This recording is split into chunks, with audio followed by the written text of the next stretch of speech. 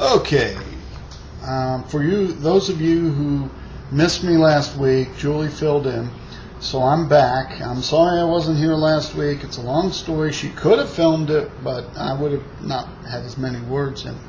Anyway, this week I'm going to talk about a number of topics, but first I want to go over one thing. The gym is having its grand opening on Wednesday, October 12th. You can come anytime between 11 a.m. and 6 p.m. If you come before 11 a.m., we won't let you in. If you come after 6 p.m., we call the cops because you're usually coming through the door and it's already locked. Anyway, that's the grand opening, the gym. Come, see, fun stuff, good times. Ooh. Prizes, food, cake. Yeah, fake cake. Anyway, that's the plug.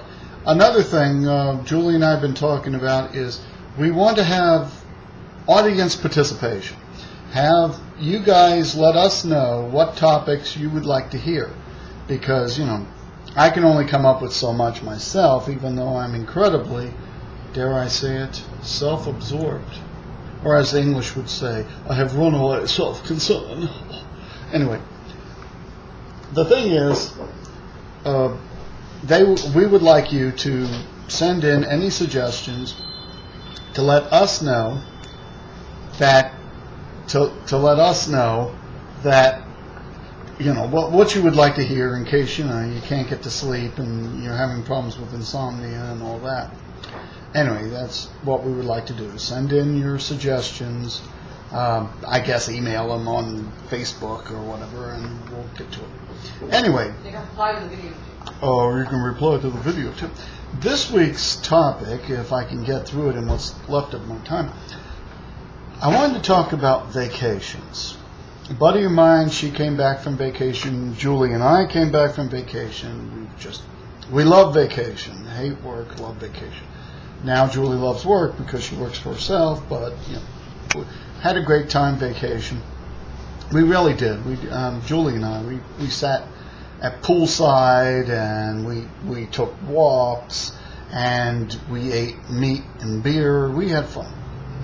Anyway, this friend of mine, she was on Facebook talking about her vacation. It sounds like she's having a lot of fun too, and when she comes back, I guess she'll just be charged and ready to go.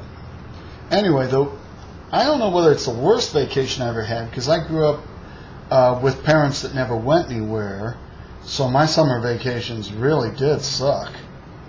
And when you live nowhere, or as we used to call it in the South, now here, and you go nowhere during the summer, what did I do during the summer reports in the fall were sometimes surreal. Anyway, one of the oddest vacations I ever had, holidays, as the British would say, was I went in 2005 to the Czech Republic. I lived there for 5 years, and I went back for 75 days in the spring and summer of almost into the fall of 2005. I had promised myself if I got out of the University of Iowa alive, I would go back and visit. And I did. I got out of the university alive. Well, when I was there, one of my professors was she was from New York State, Dr. Diane Davies, and she got me really interested in a Czech poet, avant-garde poet named Vítězslav Nezval. Say that 3 times fast. Anyway, so when I went back, I saw all my friends, and I did all these things, and I hung out with people, and I did things I'm not going to tell Julie.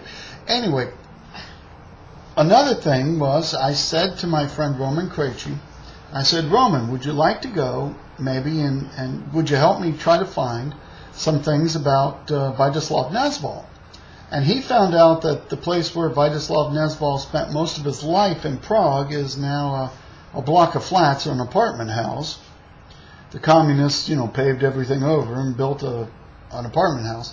But his birthplace in near, I think it was in Moravia, but it was near Bohemia, was still, there. And they, in fact, the country had put a bust up at this former school one-room schoolhouse where Vyacheslav Nesval was born. So we had this idea, let's go on an adventure and go see the birthplace of Vyacheslav Nesval, because with everything else I do, I must have been like the only visitor in a decade to go there who wasn't, of course, broke down on the side of the road or, got lost or something.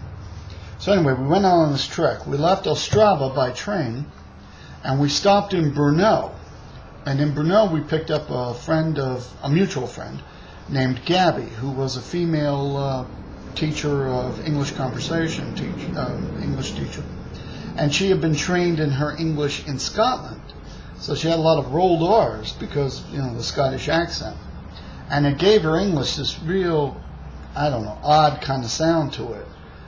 But on top of that, she still had her Czech accent. So she was rolling her R's and she had the Czech accent. And, it was like something out of Bullwinkle, where Natasha was always talking to Boris. Anyway, she came along, and we picked her up at the station in Brno, and lo and behold, she brought her little dog, and this little dog was a little dog. I'm not sure the type, but it was small. And it was named Wolfie or something in German. And the little dog could not keep up with the hike. And we had not planned for a little dog to be on the hike. So we wound up, the four of us going on this hike, and periodically everybody would have to hold the dog with the weak bladder. Anyway, we walked from the train station before this village, because it didn't have a train outlet, to, I think, about 10 kilometers, 12 kilometers from the train station to this village where Vyacheslav Nesval's bust was on the side of this building. Anyway, every time you turned around, we had to stop. Restroom breaks, had to get something to eat, had to do this or do that. So it took a long time to cover that 12 kilometers, it wasn't miles, kilometers. And by the time we got there, the sun was going down. It was hard to take a picture of essentially a black bust on a black wall on a black building. And on top of that, you couldn't really tell what you were photographing, so it was a lot of fun. I told Roman Krejci, you've done it again. The great thing about Roman was, he always helped you, but it didn't quite come out the way he planned. It's like when my grandmother used to make lasagna, sometimes it was soup, sometimes it was brittle. If it came out right, it was a complete accident. Anyway, enough with putting down Nana. The thing was, we got there, and that's when the adventure really began.